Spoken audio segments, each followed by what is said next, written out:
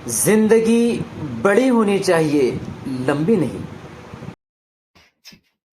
जब मूसा की बाहों में नसीम हो तो बेटा कैसे कैसे गुल खिलाएगा, आप अंदाजा लगा सकते हो, है ना। कभी देशद्रोही एक्टिविटीज के अंदर नकली नोटा, नकली सोना, नकली रॉयल्टी जैसे गंभीर अपराधों में शामिल हो जाएगा। चोर या डकैते के जो है तो ये टोलियां चलाएगा। चोर या डकैते में इसके ऊपर अनेक जिलों के अंदर अलग अलग जगह पर जो है तो गुना दाखिल हो गए। चेक बाउंस और 420 अनेक अपराध ये करता रहेगा। क्यों? कि प्रोडक्ट क्या है? मूसा की बाहों में नसीब का प्रोडक्ट है। बताया जाता है कि इसके 100 से ज्यादा दुश्मन है, मगर उसको बाप वहीद खान ही मिला है ना। ये तड़ी पार था, फिर भी शहर में घूमता था। ये 100 दुश्मन जो है उस क्या करते थे, पुलिस प्रशासन क्या करता था, है ना। 4 साल से जो है तो गंभीर अपराधों में इसके पकड़ वारंट निकले थे, 2-2 जिले से निकले थे, अनेक न्यायालय से निकले थे, तो वहां यह हाजिर नहीं हो रहा था। बंबई बैठ के मैंने 1 हफ्ते में इसकी सब जगह हाजिरी लगवा दिया, है ना। तो इसको बाप मिला है तो वहीद खान मिला है। ये क्या करता है ना, माइंड गेम खेलता है, डराता धमकाता है, झूठ का सहारा लेता है, धमकियां देता है। मैं इसको बहुत अच्छी तरह से समझ चुका हूं। तो इसी कारण से मैं जो है इसके कोई मैसेज सोशल मीडिया पे मैं उसको नजरअंदाज करता हूँ, ग्रुप से लेफ्ट हो जाता हूँ। मुझे ये मेरे ग्रुप में आ गए थे, ये चाटुकार जैसे लोगों को मैं ग्रुप के बाहर लात मार के निकाल देता हूँ। अभी जो 3-4 कुछ वीडियो मेरे विरोध में बनाए गए, मैंने एक भी वीडियो नहीं देखा। क्यों? कि मैं क्यों मानसिक त्रास लूं और क्यों इनकी बातों का मैं जवाब दूं। तो मैंने आज तक इनकी किसी भी बात का जवाब नहीं दिया हूं, और गंदी नाली के कीड़ों का जवाब देना मैं मुनासिब भी नहीं समझता। 8 अक्टूबर को मेरा बर्थडे था। दोस्तों ने पार्टी तो नहीं किए, लेकिन दुश्मनों ने महफिल सजाकर मेरा जिक्र किए। इससे बड़ी बात खुशी की मेरे लिए कुछ और नहीं हो सकती है। और मैं हमेशा जो है दुश्मनों की काउंटिंग पे ध्यान देता हूँ, नंबरिंग पे ध्यान देता हूँ कि कितने हैं, 50, 100, 150 बढ़ रहे कि नहीं बढ़ रहे। क्योंकि दुश्मन ओरिजिनल होता है, वो 100 अगर आपके सामने दुश्मन है वो 100 ही रहेंगे, है ना, 99 नहीं होंगे। लेकिन जो पीछे 1000 की अगर फौज खड़ी है, मित्रों की, दोगलों की, गद्दारों की, वो कब कपड़े उठा के भाग जाएंगे। तो मैं दोस्तों की गिनती नहीं करता हूं, दुश्मनों की गिनती मैं बराबर करता हूं कि मैं बराबर बढ़ रहे कि नहीं बढ़ रहे। और मेरा यह टारगेट है कि जिस तरह एक टॉप व्यक्ति, अगर नाम लूंगा तो अंधभक्त बुरा मान जाएंगे, उसको गालियां पड़ती है, उतनी गालियां मुझे पड़ना, ये मेरा मिशन है। और दूसरा, इन्होंने मेरे ऊपर डकैती, दरोड़ा, हत्या जैसे जो गंभीर खोटे गुनाह दाखिल करे हैं, 395, 354, 302। तो अब कलम से मुझे डर नहीं लगता, है ना। ये छोटी मोटी से मैं बिल्कुल घबराता नहीं हूं। और जेल में जाने का जो दरवाजा है, वापस आने का वो भी दरवाजा है, ये मुझे पता है। और कैसे है, जेल में कुछ दिन अगर आदमी रह ले, दुनिया से कट के सोच विचार का जरा समय मिलता है ना, इधर झंझट से छुटकारा मिलता है, तो आदमी ने जाते आते रहना चाहिए। और एक मशहूर व्यक्ति आजम खान का आपने नाम सुने होंगे, उसके ऊपर भी ऐसा बताया जाता है कि बहुत ढेर सारे गुनाह जो है खोटे दाखिल किए गए थे। तो दूसरा टारगेट, पहला तो मैंने बताया गाली वाला, कि एक मेरा रोल मॉडल है कि उसको जितनी गाली पड़ रही मुझे गाली उतनी पड़ना। और दूसरा यह है कि इस पर जितने गुनाह दाखिल है आजम खान पे, उतने मेरे पर होना। ये टारगेट लेकर मैं चल रहा हूं। और आदमी को मौत जो है एक ही दिन आती है, आदमी ने रोज डर डर के जीना नहीं चाहिए, ये मेरा कहना है। अभी भैया की मिसाल पर हम चर्चा कर लेते हैं। बच्चे बच्चे को मालूम है कि कितना नंगा आदमी है। तो एक कहानी सुनते हैं, इसका हकीकत से कोई लेना देना नहीं, है ना। एक कहानी के तौर पे सुने, मजा करे, एंजॉय करे। तो एक गांव में 3 मित्र रहते हैं, जिसमें से एक समझ लो भैया भैया जैसा किसी जमाने की बात है। तो वो मस्जिद मदरसे के चंदे चोरी करना, किसी की मदद करने को जाके लेडीज को जरा हाथ गलत जगह छू लेना, तो ऐसे अलग अलग वो तीनों पे जो है तो आरोप लगे थे, है ना, कि पैसे के लिए ईमान धर्म बेच डालना। ऐसे 3 व्यक्ति थे। तो गांव के लोगों ने बोले कि इन्होंने बड़ा गंभीर अपराध करे हैं, इनको जो है तो गांव के बाहर करे। लेकिन उसके पहले क्या करते, इनको गधे पर बैठा के मुंह काला करके जो है गांव का दौरा लगाते कि भाई इस तरह का अपराध कोई दोबारा ना करे। तो क्या हुआ फिर, वो तीनों को करे, तो उसमें से एक भैया जैसा जो था, तो उसको भी गधे पे बैठा मुंह काला करे और लेके गांव में निकलने लगे।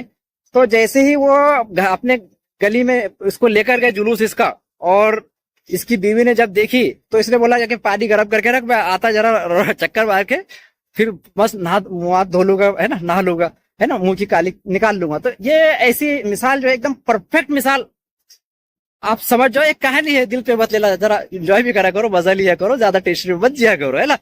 बहुत मस्जिद मदरसे के चंदे, सीमेंट के थैले, है ना, वो कितने गायब करे हुए। अगर अब लोग कैसे है, चंदा कैसा देते हैं कि भाई डायरेक्ट इनके हाथ में देते तो पूरा गपकन गायब कर देते, फिर लोग सीमेंट आसारी देते हैं तो ये तो जाके पहले दुकान वाले से आधी बिटी कर लेते हैं कि भाई उसने बुक करा, वो पेमेंट करता है तो ये आधी थैले वहां से कम उठा लेते, पैसे ले लेते, या फिर इन्होंने जो है मस्जिद मदरसे का माल तक बेचे हुए है। जग जाहिर है ना, सब बच्चे को मालूम है, कोई नई बात थोड़ी बोल रहा हूं। मेरी जो टीम है जिसके भरोसे मैं लड़ रहा हूं, 4 साल से संघर्ष कर रहा हूं, तो 90% गोपनीय टीम है, 10% जो है तो खुलकर जो बताते अपने आप को कि हम वहीद खान के समर्थक है, मित्र है। 4 साल से मैं संघर्ष कर रहा हूं, बहुत लोग जुड़े, छोड़ कर गए। कैसे मेरी गाड़ी की स्पीड बहुत है, जो टायर है ना बहुत जल्दी टकले हो जाते हैं, तो टायर बहुत फास्ट फास्ट मुझे बदलना पड़ते है ना, ये मिसाल आप समझ सकते हो। तो लोग आते हैं, जुड़ते हैं, किसके भरोसे आने जाने से मेरा काम रुकता नहीं है, ना रुकने वाला है। 4 साल से मैं संघर्ष कर रहा हूं, और मेरी जो गोपनीय टीम है वो मजबूत टीम है, जो मेरा हर तरह से मदद कर रही है, पल पल की खबर देती है, हर तरह से मदद करती है। और जो 10% खुलकर सामने आते हैं, बोलते हैं कि हम वहीद खान के समर्थक है, मित्र है, वगैरह वगैरह, तो उसमें से 10 में से 9 गद्दार है। ये मैं बार बार कहता हूं, अब की बार भी मैं कह रहा हूं, एक ही ओरिजिनल आपको आदमी मिलेगा। ये 10 में से 9 जो लोग हैं सिर्फ नाम इस्तेमाल करने के लिए, है ना, कि हम वहीद खान के दोस्त से जरूरत पड़ी वो टाइम तक है। बाकी मेरी जो टीम है गोपनीय टीम है, और उनको तक पहुंचना जो है इम्पॉसिबल चीज है। और सब देखिए कैसे, अगर आपको कामयाब होना है, संघर्ष करना है, कुछ अन्याय अत्याचार भ्रष्टाचार के विरुद्ध कुछ अच्छी बड़ा मिशन लेकर अगर आपको चलना है, तो सबसे बड़ा रोड़ा अगर आपके पैरों में कोई होता है तो आपके मित्रों का, रिश्तेदारों का, संबंध का होता है। जब 4 साल पहले मैंने काम शुरू किया तो सबसे पहले मैंने यही रिश्तेदारी की जंजीरें काटा था, और एक आजाद पंछी की तरह मैं न्याय और हक के लिए लड़ रहा हूं, देश के लिए लड़ रहा हूं, समाज के लिए लड़ रहा हूं। आपके काम के अंदर कोई अगर रोड़ा अटकाता है तो आपके नजदीक वाले रिश्तेदार, है ना, अरे भाई ये मत कर, वो मत कर, उनके ऊपर प्रेशर आता है, फिर वो आपको रोक के रखते हैं। तो इसलिए मैंने जो है तो सबसे पहले ये संबंध खत्म किया हूं, तब जाकर मैंने एक बहुत बड़ी कुर्बानी दिया हूं। और ये कुर्बानी कोई छोटी कुर्बानी नहीं है कि जब आपके जो है चचाजाद, मामूजाद, फूफूजाद बच्चों को जो है तो आपसे बात करने के लिए मना किया जाता है, वो किताबें बड़ी बड़ी भले ही पढ़ते हो, हुलिया कुछ बना के रखे हो, लेकिन अगर ये मेरे भाइयों को मुझसे बात करने के लिए मना करते तो वो दुख, दर्द, तकलीफ आप समझ सकते हो। तो इतना कुर्बानी देकर मैं काम कर रहा हूँ, है ना। ये क्या कहना, ये जरा ज्यादा इमोशनल बात हो जा रही है। तो आदमी को बड़ा दुख होता है कि जब उसके अपने करीबी खानदान के खूनी रिश्तेदार ही आपसे अगर दूर हो जाए, तो वो कमी जो खलती है, जो दर्द आप महसूस कर सकते हो, वो कुछ अलग तरह का दर्द होता है। लेकिन फिर भी मैं लड़ रहा हूँ, लड़ता रहूंगा। सच्चाई की लड़ाई मेरी आखिर सांस तक चलती रहेगी। जो मुझ पर अत्याचार हुआ है उसके लिए तो मैं इंसाफ के लिए जरूर लड़ूंगा, और किसी के भी साथ में नाइंसाफी नहीं होना चाहिए। यही मेरा एक मिशन है जिसको लेकर मैं चल रहा हूँ, कुर्बानियों के साथ चल रहा हूँ, और मेरे साथ जो है तो बहुत मदद है। मैं ये कह रहा हूँ कि ये टीम वर्क है। बिना, देखो, एक सिंगल आदमी इतना बड़ा काम नहीं कर सकता है, एक टीम वर्क है, और बहुत चाहने वाले हैं, दिलो जान से चाहने वाले हैं। मैं उनका तहे दिल से शुक्रिया अदा करता हूँ। और बार बार मैं ये बात कहता हूँ, आज भी उसका मैं जिक्र करना चाहता हूँ कि हम जो है 2 पैर वाले शैतानों के, जानवरों के, भीड़ियों के, खूंखार दरिंदों के बीच में जंगल में रह रहे हैं। और जब खूंखार भीड़ियों को, दरिंदों को, ये जो है 2 पैर वाले, इनको अगर आपको कंट्रोल में करना है, तो ये इनको चॉकलेट देने से, इनको खाना खिलाने से ये भेड़िए जो है तो कंट्रोल में नहीं आते, है ना। आप समझ जाओ मैं किसकी तरफ इशारा कर रहा हूँ, है ना। जो हाथ से आप इनको खिलाओगे ना, वही हाथ ये खूंखार भेड़िए जो है आदमखोर खा जाएंगे। तो ये राक्षसों को, जानवरों को अगर कंट्रोल में करना है जंगली, उसके लिए जो है हंटर की जरूरत है। और मैं हंटर का प्रयोग करना बहुत अच्छे से जानता हूँ।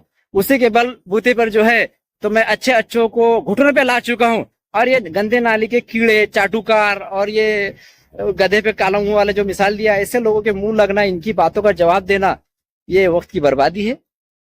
बाकी अपना संघर्ष तो जारी रहेगा, मिलते रहेंगे वीडियो पे हमारा जो है। तो मैंने तकरीबन 250 से ज्यादा यूट्यूब के ऊपर मेरे वीडियो है, जिसमें से 200 वीडियो सिर्फ मैंने ये नकली तोते गद्दार मित्रों को नंगा करने के लिए बनाया हूं। लेकिन फिर भी उनको शर्म आती नहीं, वो अपने अंदर सुधार नहीं करते। मैं चाहता हूं, मैं बार बार आपको वीडियो मैसेज व्हाट्सएप ट्वीट के जरिए लोगों के जरिए मैसेज दे रहा हूं कि अपने अंदर सुधार करो, जो आपके अंदर गलत चीजें है उसमें बेहतरी लेकर आओ, अच्छे बनो, प्योर बनो, मुखलिस बनो, एक अच्छे दोस्त बनो, है ना। तो इसी मैसेज के साथ मैं आज का जो ये वीडियो है, मेरा मनोगत है, जो मैं कहना चाहता था, थोड़ा माइंड रिलैक्स करो, एंजॉय करो, है ना, हैप्पी रहो। जय हिंद, जय संविधान, जय महाराष्ट्र। जिंदगी और मौत ऊपर वाले के हाथ में है जहां बना, जिसे ना आप बदल सकते हैं न मैं। हम सब तो रंगमंच की कठपुतलियां हैं, जिनकी डोर ऊपर वाले की उंगलियों में बंधी है। कब कौन कैसे उठेगा ये कोई नहीं बता सकता।